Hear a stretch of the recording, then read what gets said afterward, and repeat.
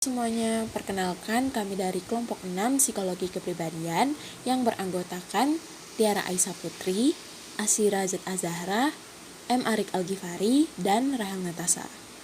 Nah, pada kesempatan kali ini kelompok kami akan membahas mengenai psikoanalisa dari Sigmund Freud. Sebelum kita masuk ke materinya, saya akan bahas sekilas mengenai biografi dari Sigmund Freud itu sendiri. Nah, jadi Sigmund Freud yang biasanya kita kenal dengan Freud ya, itu lahir pada tanggal 6 Mei 1856 di Freiburg, Moravia. Nah, sekarang namanya jadi Pribor di Republik Ceko. Freud ini melanjutkan sekolahnya di Sekolah Kedokteran Wina, Austria. Nah, research dari Freud ini banyak berfokus pada bagian neurologi, yaitu di bagian otak dan saraf. Freud ini meninggal di tahun 1939 karena kanker mulut dan rahang yang diidapnya selama 20 tahun. Nah, selanjutnya kita masuk ke teori dari Sigmund Freud yang pertama, yaitu mulai dari tingkat kesadaran. Jadi, Freud itu membagi tingkat kesadaran manusia menjadi 3 bagian. Yang pertama, conscious atau sadar. Nah, conscious atau sadar ini adalah keadaan di mana individu benar-benar sadar gitu. Jadi, individu ini punya kendali penuh atas apa yang sedang dia lakukan. Conscious ini berperan dalam mengatur pikiran, persepsi, perasaan, dan ingatan. Nah, isi-isi di dalam kesadaran ini bersifat sementara waktu. Ya, jadi dia cuma ada dalam waktu singkat, dan kesadaran ini bakal tanpa sadar tertekan masuk ke dalam preconscious atau unconscious begitu seseorang ini memindahkan perhatiannya ke hal lain. Dan selanjutnya yaitu preconscious atau prasadar. Daerah ini disebut sebagai jembatan dari conscious, sadar, dan tidak sadar, yaitu unconscious. Memori yang dimasukkan ke dalam preconscious ini biasanya berupa kenangan indah, atau yang tidak mengancam, atau yang bebas dari ancaman gitu. Nah, daerah preconscious ini disebut juga sebagai available memory. Kenapa gitu?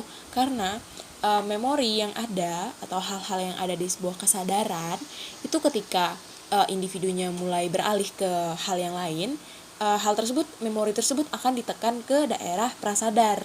Nah, begitu juga dengan sesuatu yang misalnya berupa kenangan yang tidak ingin diingat atau sesuatu yang traumatik gitu. Ketika ada yang men-trigger, memori tersebut juga akan naik ke permukaan preconscious. Makanya daerah tersebut disebut sebagai available memory, karena memori-memori tersebut dapat teringat dengan tidak sengaja. Selanjutnya yaitu unconscious atau tidak sadar.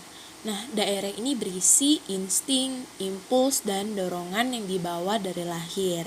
Nah, kenangan-kenangan yang pahit atau pengalaman traumatik itu biasanya disimpan di unconscious gitu. Makanya kadang kalau misalnya ada yang nge-trigger, kalau misalnya ada sesuatu yang membuat seseorang ini teringat sama kejadiannya, itu biasa dari daerah unconsciousnya itu dibawa ke daerah preconscious. Nah, adanya alam ketidaksadaran ini dapat dibuktikan melalui kesalahan ucap atau slip of the tongue. Biasanya mungkin kalau ada orang yang lagi ngomong, dia pengennya ngomong A, tapi tiba-tiba dia tanpa sadar ngomong B gitu. Terus juga dibuktikan melalui mimpi dan asosiasi bebas. Selanjutnya kita akan bahas mengenai struktur kepribadian. Nah, struktur kepribadian ini juga dibagi menjadi 3. Yang pertama ada id atau das es. Id ini merupakan sistem kepribadian manusia yang asli, jadi sifatnya memang dibawa sejak lahir. Dan id ini beroperasi di alam ketidaksadaran.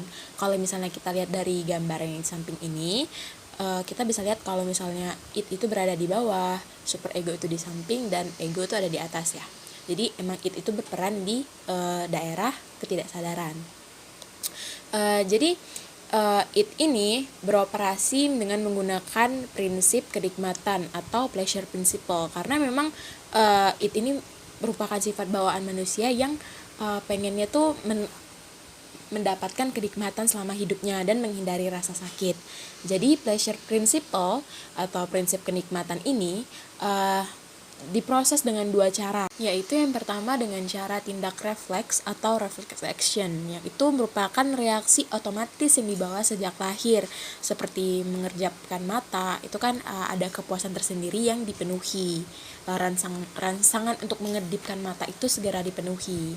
Terus yang kedua ada proses primer atau primary process, yaitu merupakan reaksi membayangkan atau menghayalkan sesuatu yang mengurangi atau menghilangkan rasa ketegangan, yang biasanya dipakai untuk menangani stimulus kompleks. Seperti bayi yang lapar itu akan membayangkan makanan atau puting ibunya, karena hal tersebut merupakan sesuatu yang dapat memenuhi kepuasan si bayi tersebut.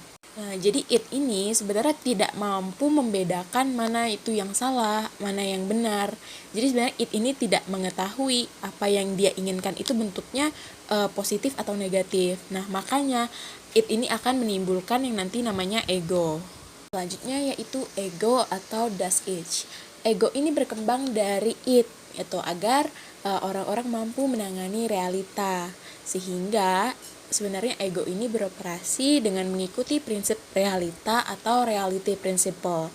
Nah, ego ini memiliki dua tugas utama. Yang pertama yaitu untuk memilih stimuli mana sih yang hendak direspon atau insting mana yang akan dipuaskan sesuai dengan prioritas kebutuhan.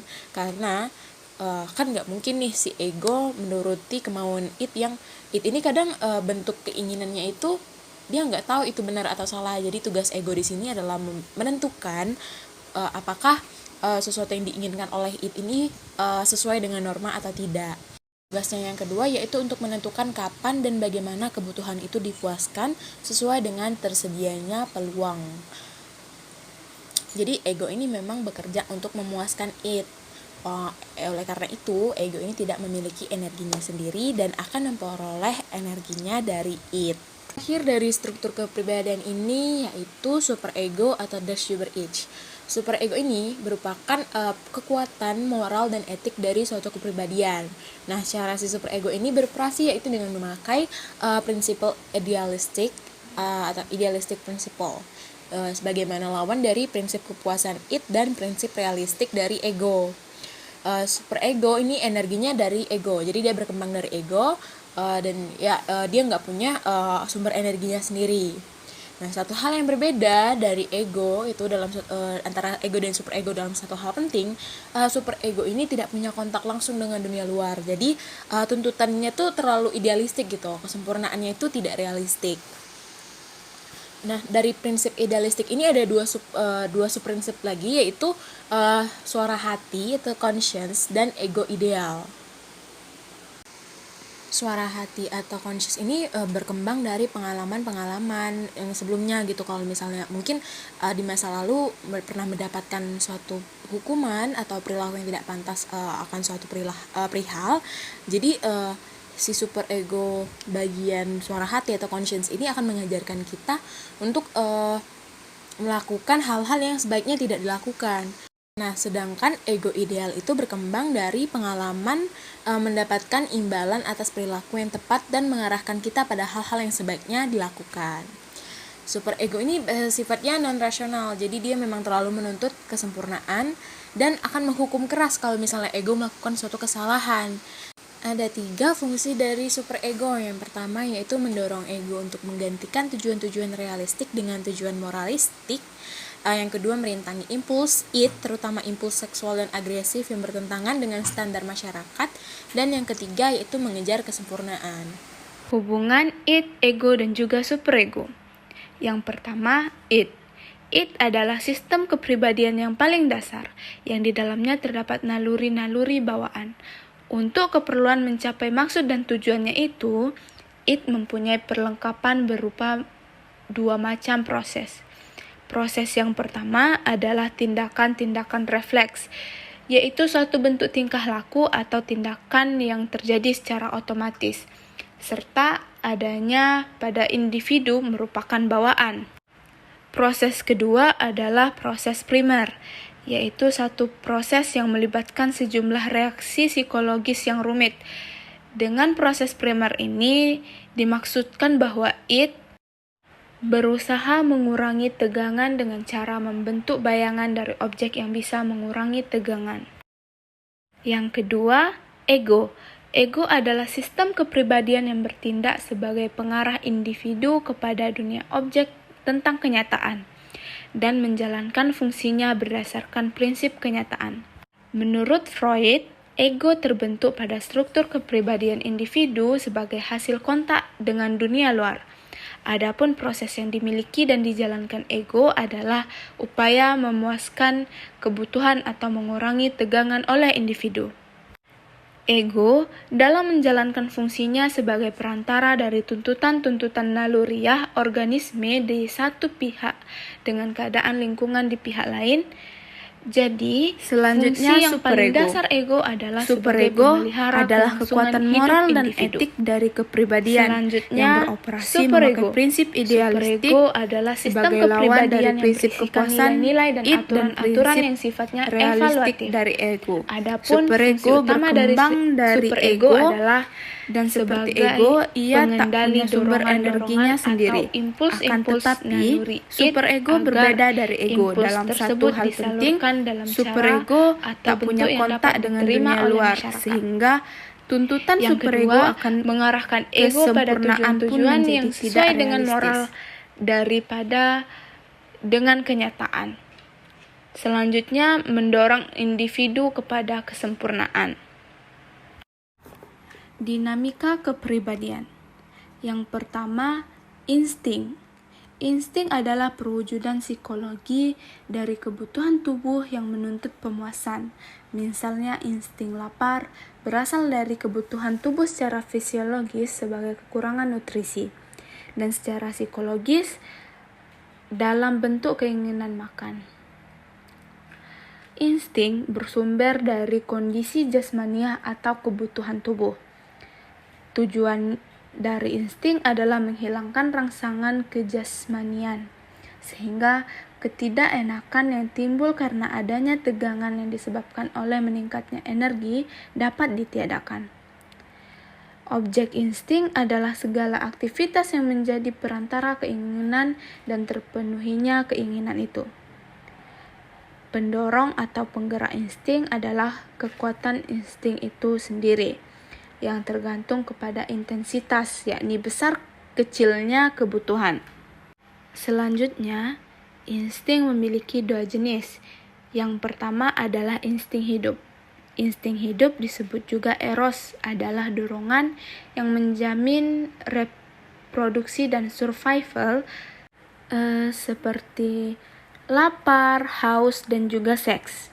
Bentuk energi yang dipakai insting hidup itu disebut libido.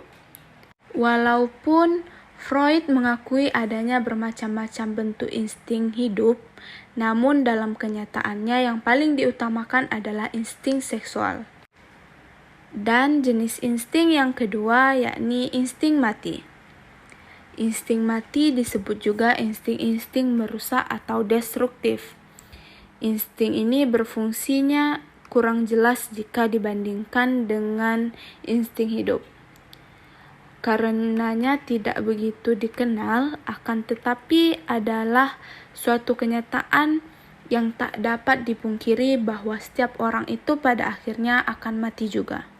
Inilah yang menyebabkan Freud merumuskan bahwa tujuan semua hidup adalah mati.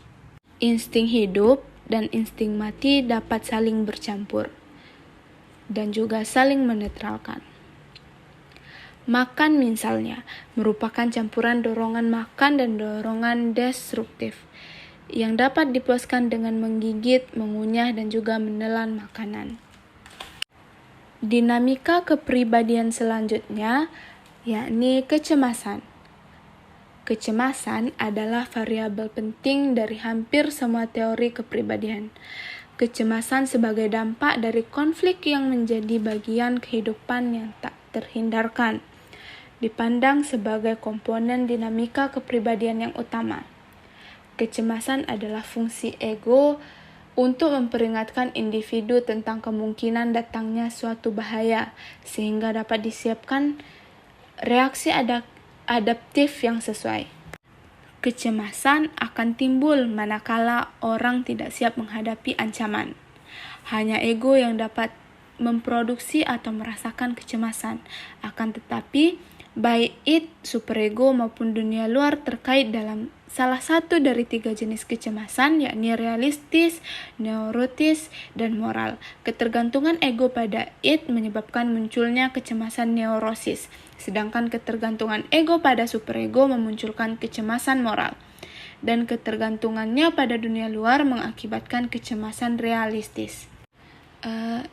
Kecemasan realistis merupakan kecemasan atau takut kepada bahaya yang nyata ada di dunia luar. Kecemasan ini menjadi asal muasal timbulnya kecemasan neurotis dan juga kecemasan moral. Kecemasan neurotis adalah ketakutan terhadap hukuman yang bakal diterima dari orang tua atau figur penguasa lainnya kalau seseorang memuaskan insting dengan caranya sendiri, yang diyakininya bakal menuai hukuman. Hukuman belum tentu diterimanya karena orang tua belum tentu mengetahui pelanggaran yang dilakukannya. Dan misalnya, orang tua mengetahui juga belum tentu menjatuhkan hukuman. Jadi, hukuman dan figur pemberi hukuman dalam kecemasan neurotis bersifat hayalan. Selanjutnya, kecemasan moral adalah kecemasan kata hati. Kecemasan ini timbul ketika orang melanggar standar nilai orang tua. Kecemasan moral dan kecemasan neurotis tampak mirip, tetapi memiliki perbedaan prinsip, yakni tingkah kontrol ego pada kecemasan moral orang tetap rasional dalam memikirkan masalahnya. Sedangkan pada kecemasan neurotis, orang dalam keadaan distres terkadang panik sehingga mereka tidak dapat berpikir jelas.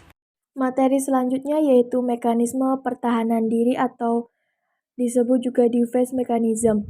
Menurut Freud, mekanisme pertahanan adalah strategi yang dipakai individu untuk bertahan melawan ekspresi influence id serta menentang tekanan superego. Nah, menurut Freud lagi nih, jarang ada orang yang memakai hanya satu mekanisme pertahanan untuk melindungi diri dari kecemasan.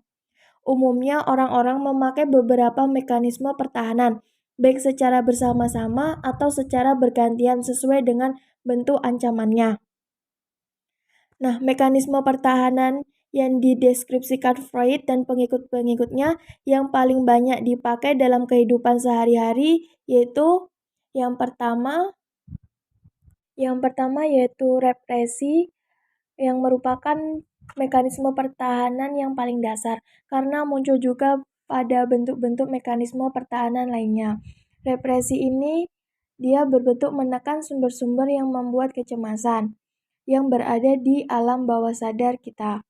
Contohnya itu apabila kita mencium bau seseorang yang sangat sudah kita kenali dan kita mengingat akan hal itu.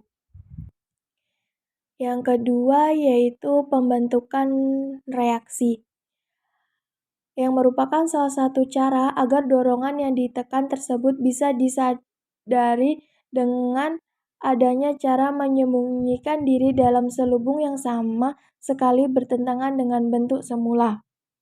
Nah, dia itu lebih simpelnya yang seseorang yang melebihkan sesuatu padahal biasa aja. Nah, contohnya misalnya kita memuji orang kayak, ih dia nih cantik nian, ih dia nih kok tinggi nian, padahal di dalam hati kita atau di belakang dia kita kayak ih orang itu padahal biasa aja. Kita tuh jadinya kayak terkesan baik di depan tapi buruk di belakang. Yang ketiga yaitu pengalihan emosi terhadap sejumlah orang atau objek. Misalnya kita marah kepada satu orang, tetapi semua orang itu terkena dampaknya karena kita marah karena satu orang itu. Atau misalnya kita marah nih sama orang itu, tapi kita mengalihkannya itu dengan cara kita misalnya membanting kursi, menutup pintu dengan keras, atau melakukan hal-hal yang semacam itu. Yang kelima yaitu regresi, situasi atau tahap perkembangan ke tahap sebelumnya yang kurang matang.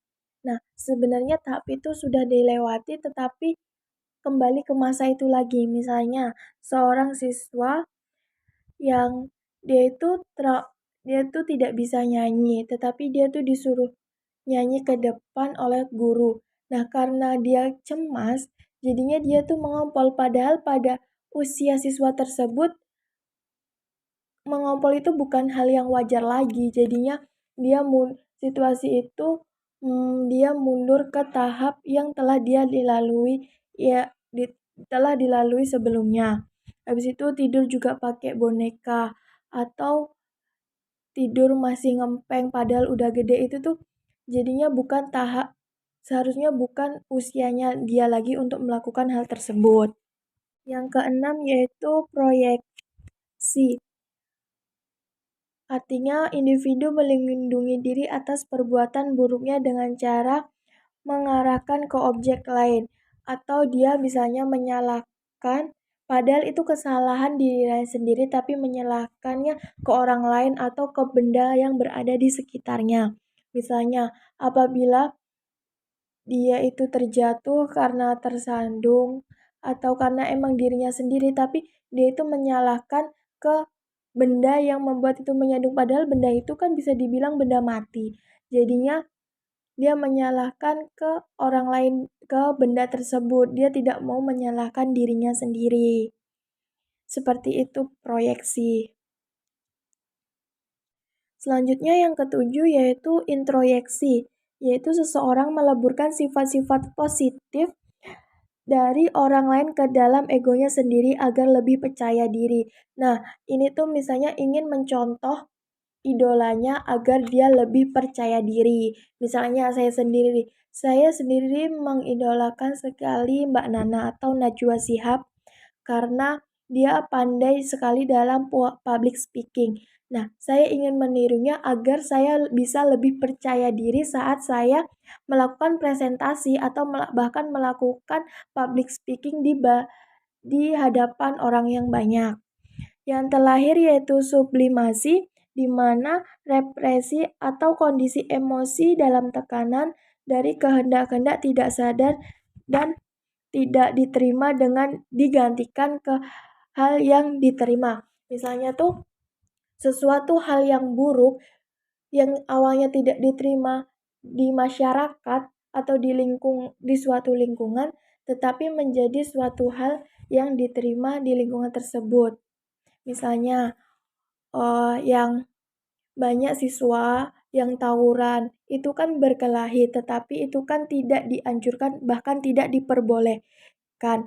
Nah, karena dia jadi mengikuti seperti karate, taekwondo, atau pencak silat lainnya. Terus contohnya apabila orang itu dia suka balap liar, suka balap-balapan gak jelas tengah malam, tetapi kalau jika diarahkan atau diberikan pengarahan yang lebih baik, misalnya dia bisa jadi ikut balap motor yang resmi, ikut motor GP atau dan sebagainya. Misalnya nih juga ada siswa yang sering bolos dan dia tuh sangat pandai lompat gerbang sekolah atau lompat apa, jadinya diikutinya jadi atlet lompat lainnya. Nah, itu mungkin contohnya. Dan itu semua 8 mekanisme pertahanan diri yang disampaikan oleh Freud. Baik, di sini saya akan menjelaskan tentang perkembangan kepribadian, yaitu perkembangan psikoseksual anak.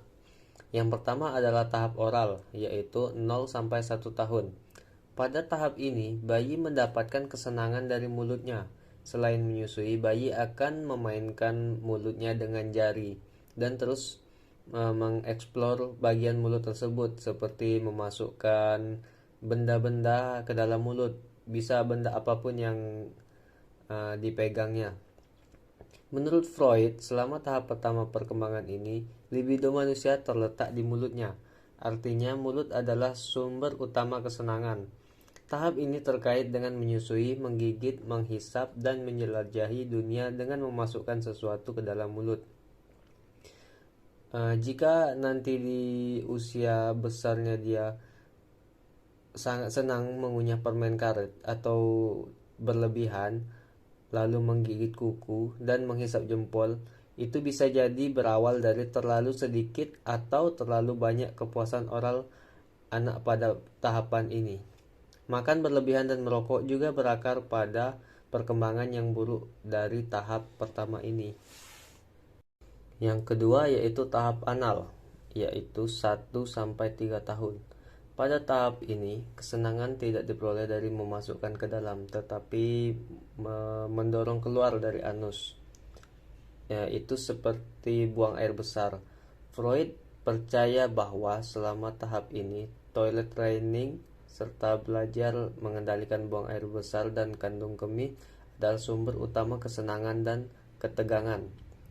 Teori tersebut mengatakan bahwa pendekatan orang tua terhadap proses toilet training akan mempengaruhi bagaimana seorang anak berinteraksi seiring bertambahnya usia. Misalnya, toilet training yang keras dianggap menyebabkan orang dewasa menjadi perfeksionis, terobsesi dengan kebersihan dan pengendalian.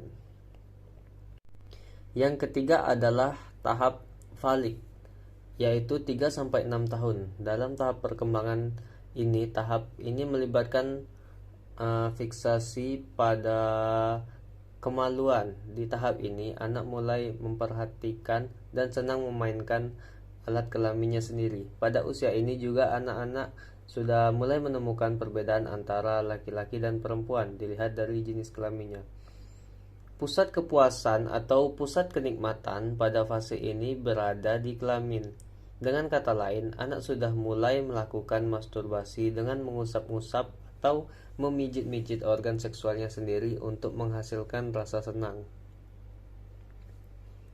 Penelitian Young Children mencatat bahwa anak-anak prasekolah sering bingung dengan perbedaan anatomi seksual, bahwa anak-anak membutuhkan nama untuk bagian tubuh seksual, dan masturbasi sesekali adalah normal. Yang keempat adalah tahap latens, yaitu 7-10 tahun. Freud berpendapat bahwa ini adalah saat energi seksual disalurkan ke aktivitas aseksual lain seperti belajar, hobi, dan hubungan sosial. Dia merasa bahwa tahap ini adalah saat orang mengembangkan keterampilan sosial dan komunikasi yang sehat. Selama tahap ini, superego terus berkembang sementara energi seksual ditekan. Anak-anak mengembangkan keterampilan sosial, nilai-nilai dan hubungan dengan teman sebaya dan orang dewasa di luar keluarganya. Perkembangan ego dan superego berkontribusi pada periode ketenangan ini.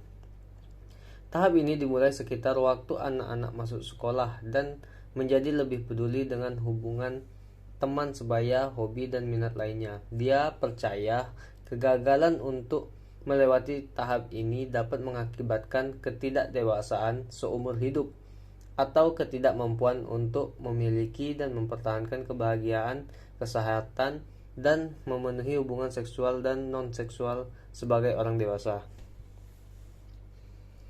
Yang kelima adalah tahap genital, yaitu 12 tahun ke atas. Timbulnya pubertas menyebabkan libido menjadi aktif kembali.